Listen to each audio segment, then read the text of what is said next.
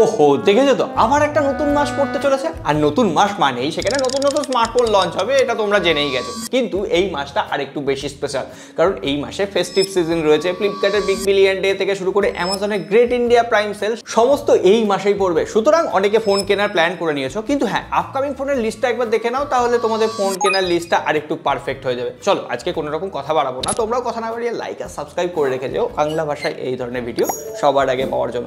প্রথমেই তাহলে শুরু করি এই এক্সক্লুসিভ খবরটা দিয়ে। এই দেখো, এখানে রয়েছে ভিভো T4 Pro আর এটা রয়েছে ভিভো V60।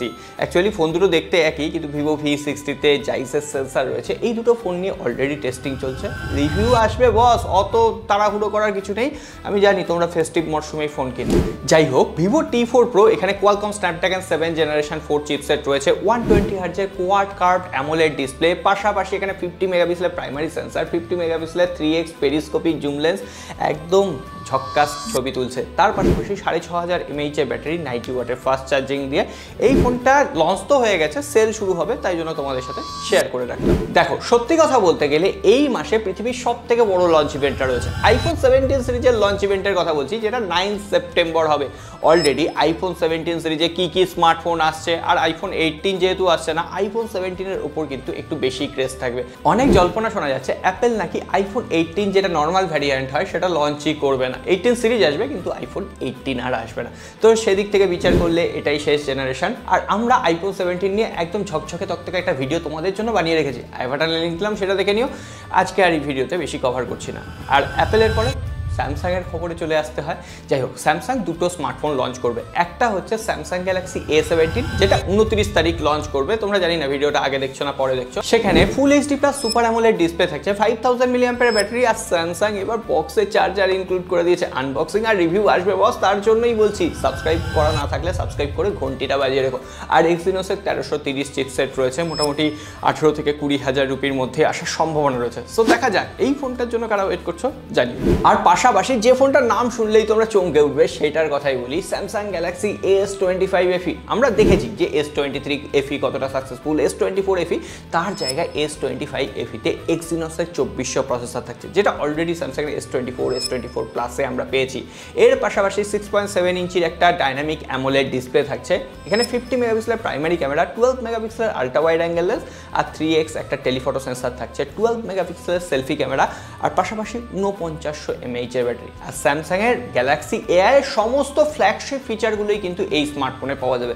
আর এটা দেখা যাক দাম কত হয়, 50,000 রুপির আশেপাশে দাম হওয়ার সম্ভাবনা রয়েছে। সো লঞ্চ হলে এটা বোধহয় সেপ্টেম্বরের শেষের দিকে লঞ্চ হবে। ভিভো একের পর এক স্মার্টফোন লঞ্চ করেই চলেছে। এই মাসেও ভিভো V60 সিরিজের একটা স্মার্টফোন লঞ্চ হবে, ভিভো V60e, যেখানে কি চিপসেট থাকবে এখনো জানি না। 6.6 ইঞ্চির একটা full HD plus super AMOLED display থাকছে, কোয়াড কার্ভড হবে। আর পাশাপাশি এখানে 50 মেগাপিক্সেলের প্রাইমারি ক্যামেরা, 13 মেগাপিক্সেলের শোনা যাচ্ছে একটা টেলিফটো সেন্সার থাকবে, 8 মেগাপিক্সেলের একটা আল্ট্রা ওয়াইড অ্যাঙ্গেল লেন্স, আর 32 মেগাপিক্সেলের সেলফি ক্যামেরা থাকবে। আর এখানে যতদূর ধারণা করা যাচ্ছে মিডিয়াটেকের ডায়মন্ডসিটি 7400 চিপসেট থাকবে। 25 থেকে 30,000 রুপির প্রাইস প্যাকেটে যারা ক্যামেরা সেন্ট্রিক স্মার্টফোন চাইছো, ভিভো V60 সিরিজের এই স্মার্টফোনটাও কিন্তু একবার দেখে নিতে পারো। এরপরে রিয়েলমি বা বাদ যায় কেন, রিয়েলমির পক্ষ থেকে রিয়েলমি 15T নামে একটা বাজেট সেন্ট্রিক স্মার্টফোন আসছে, যেটা 15,000 রুপির আশেপাশে দাম হবে। 6.57 ইঞ্চির একটা full HD plus AMOLED display, মিডিয়াটেকের ডায়মন্ডসিটি 6400 চিপসেট, আর 60 ওয়াটের একটা ফাস্ট চার্জিং থাকছে। পাশাপাশি এই ফোনটায় শোনা যাচ্ছে IP68 এবং 69 রেটিংও থাকবে। ওভারঅল এই ফোনটা সেপ্টেম্বরের মিড উইক নাগাদ লঞ্চ করছে। এবার তোমরাই বলো রিয়েলমি স্মার্টফোন কি এখনো প্রেফার করছো? OnePlus Nord CE5, Nord 5 এগুলো তো লঞ্চ করে গেছে। এবার তার ছোট ভাই OnePlus Nord CE5 লাইট নামে একটা স্মার্টফোন লঞ্চ করতে পারে। এখনো 100% কনফার্ম নয়, তবে লঞ্চ হওয়ার সম্ভাবনা রয়েছে, যেটা মোটামুটি 20,000 রুপির নিচে লঞ্চ করবে। এখানেও অ্যামোলেড ডিসপ্লে থাকছে, কোয়ালকম স্ন্যাপড্রাগন 6 জেনারেশন 1 বা জেনারেশন 4 এরকম একটা চিপসেট থাকবে। এখনো পর্যন্ত কনফার্ম কিছু নেই। 50 মেগাপিক্সেলের ডুয়েল রেয়ার ক্যামেরা, 16 মেগাপিক্সেলের সেলফি ক্যামেরা থাকছে। আর এই স্মার্টফোনটার কথা ভুলি বা কি করে, Redmi Note 15 series already Chinese মার্কেটে লঞ্চ করে গেছে। Redmi Note 15 Pro আর Redmi Note 15 Pro Plus দুটোতেই Qualcomm Snapdragon 7S Gen 4 chipset রয়েছে, মোটামুটি পাওয়ারফুল চিপসেট, কিন্তু DDR4X RAM আর UFS 3.1 স্টোরেজ টাইপ। মানে আজকের দিনে দাঁড়িয়েও এই প্রাইস সেগমেন্টে Redmi Note 15 Pro Plus যেটা, সেটার দাম হতে পারে 32,000 রুপি। আশা করা যায় টেলিফটো সেন্সার থাকছে, কোয়াড কার্ভ ডিসপ্লে থাকছে, মানছি। কিন্তু নর্মাল ভ্যারিয়েন্টটা সেটার দামও 25,000 রুপির আশেপাশে হবে, সেখানে একদম ফ্ল্যাট ডিসপ্লে থাকছে আর সেখানেও নাকি টেলিফটো সেন্সার থাকবে। ওভারঅল 90 ওয়াটের ফাস্ট চার্জার থাকছে, 7000 মিলিঅ্যাম্পিয়ার ব্যাটারি, হাইপার ওএসের মতো জঘন্য কাস্টমাইজেশন। সো দেখা যায়। রেডমি নোট 15 সিরিজ এখনও ভাবতে অবাক লাগে, রেডমি নোট 7 প্রো আমি লং টার্মে প্রায় বছর 3 ধরে ইউজ করেছিলাম, সবাই লঞ্চ করলো আর ওপো ফাঁকা যাবে। একদম নয়, ওপো F31 সিরিজ লঞ্চ করবে, সেখানে শোনা যাচ্ছে দুটো স্মার্টফোন থাকবে, ওপো F31 প্রো এবং ওপো F31। এখনো পর্যন্ত যেটুকু খবর, মিডিয়াটেকের ডায়মন্ডসিটি 7300 চিপসেট থাকবে, সুপার অ্যামোলেড ডিসপ্লে, 120 হার্টজের রিফ্রেশ রেট, 50 মেগাপিক্সেলের ক্যামেরা। আর এই ওপোর F সিরিজটা না অনেকটা ওই ডিউরেবিলিটি সেন্ট্রিক হয়, মানে IP68 69 রেটিং থাকবে, 360 ডিগ্রি আর্মার বডি প্রোটেকশন থাকবে, যারা ফোনের ওপর অত্যাচার করো তাদের জন্য হতে পারে।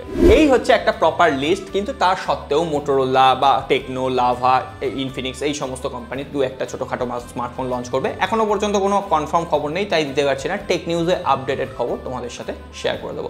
সকলে ভালো থেকো, সুস্থ থেকো। আর হ্যাঁ, পুজোর মরশুমে, ফেস্টিভ মরশুমে তোমাদের কোন ফোন কেনার প্ল্যান রয়েছে অবশ্যই কমেন্ট করে লিখে জানিও, তাহলে সেই বুঝে আবার ভিডিও বানানো যাবে। তোমরাই তো আইডিয়া দিতে থাকো। দেখা হবে আগামী পর্বে।